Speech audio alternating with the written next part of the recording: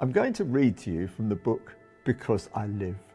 It's about the resurrection appearances of Jesus.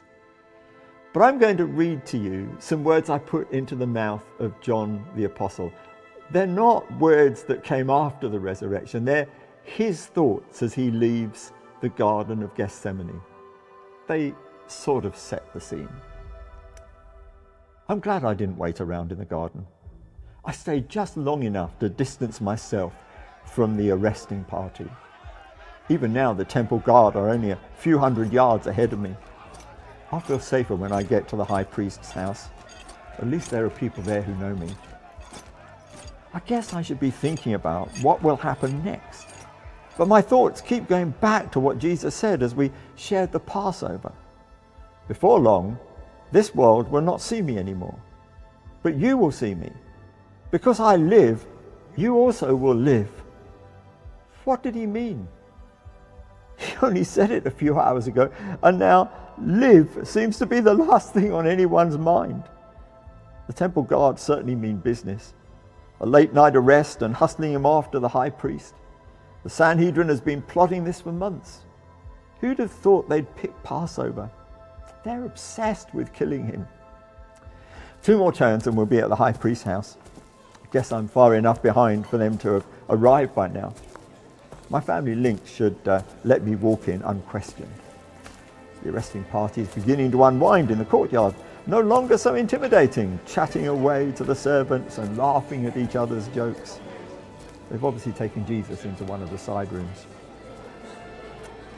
My head is in turmoil, but I try to bring it back. What was it Jesus said to Martha at Bethany? I am the resurrection and the life. Maybe we're heading for another Lazarus situation. He says this sickness will not end in death, and then Lazarus goes through death to come back to life.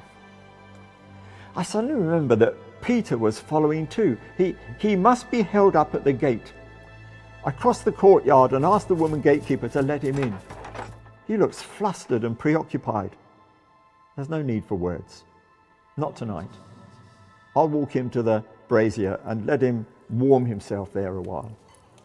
Slip back to my corner, watch and think. I feel that my fixation with resurrection is beginning to push away the inevitability of Jesus' death.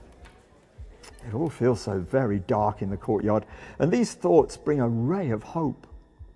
My mind flits from Bethany to Capernaum.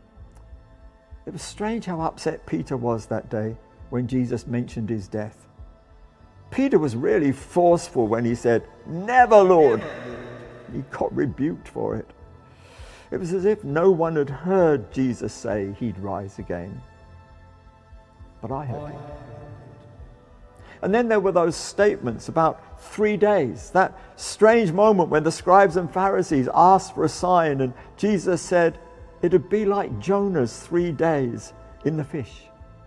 And then in the temple when he said, destroy this temple and I will raise it again in 3 days. A thought flashes through my mind. Is this weekend going to see arrest, death, and resurrection? A brief flurry of activity around the brazier catches my attention.